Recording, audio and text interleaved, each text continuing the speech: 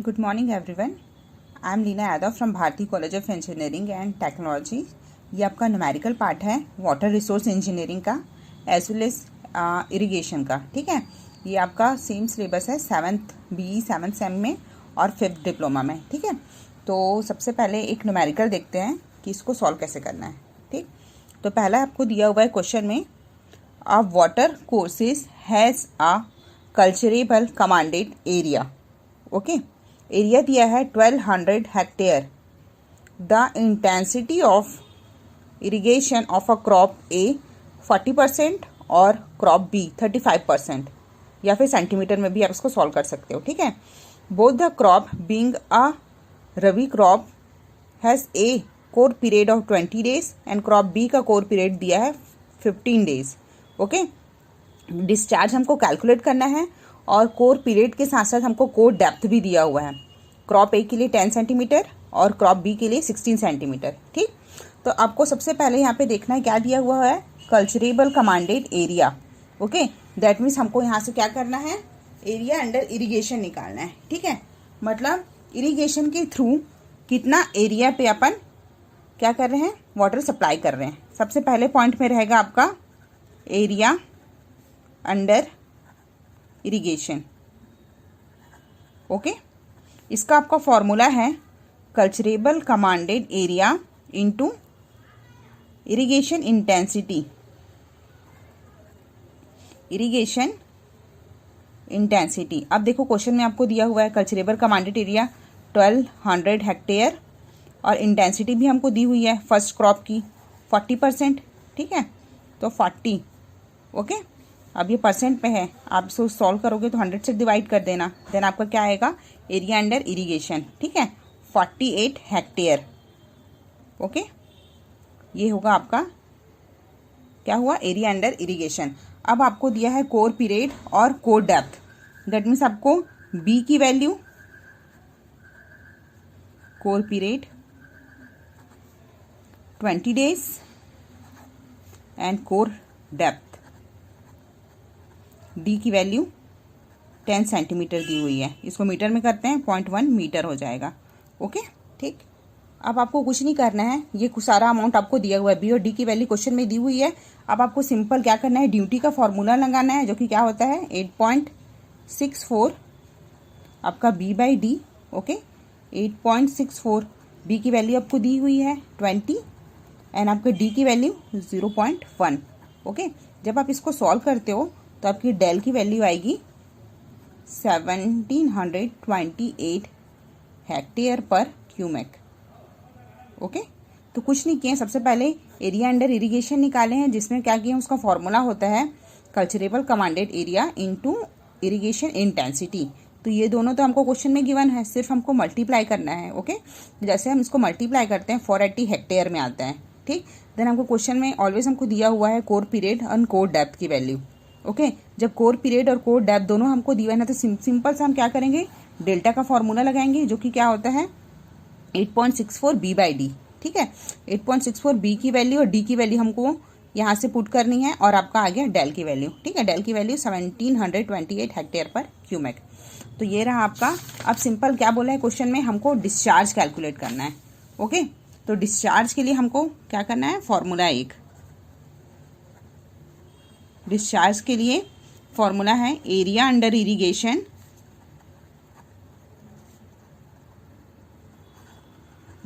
Divided by आपका duty.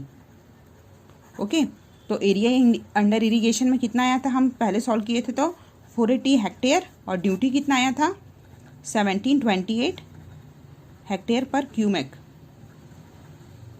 Okay, अब क्या ऐसे करते हैं, अब इसको हेक्टेयर हेक्टेयर कैंसिल होगा, जब इसको हम सॉल्व करते हैं तो आपका जो आंसर आएगा 278 क्यूमेक।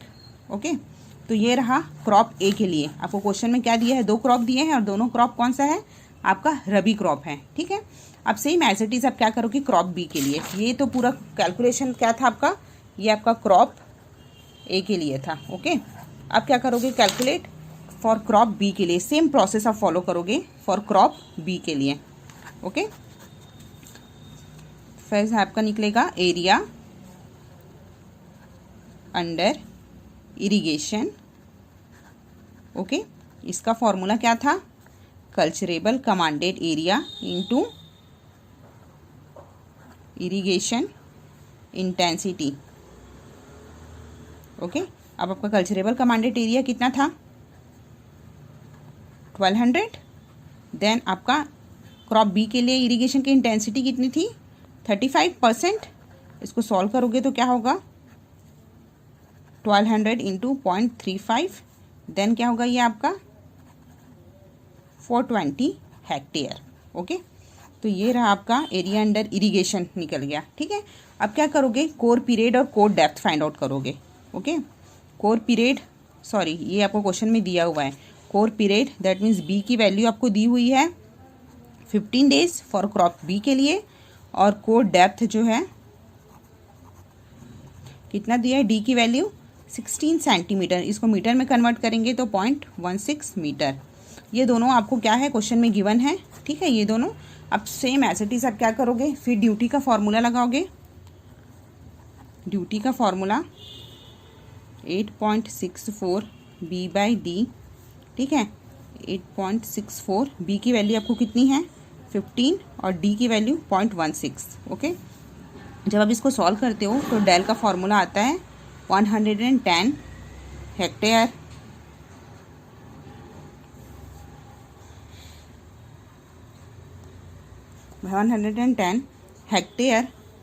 पर क्यूमेक। ओके, ये आपका डेल का वैल्यू। आप क्या करोगे? सेम एज इट इज आपको क्या करना है? डिस्चार्ज फिर से कैलकुलेट करना है। ओके, तो क्या होगा formula? Area under irrigation divided by आपका क्या होगा? ड्यूटी।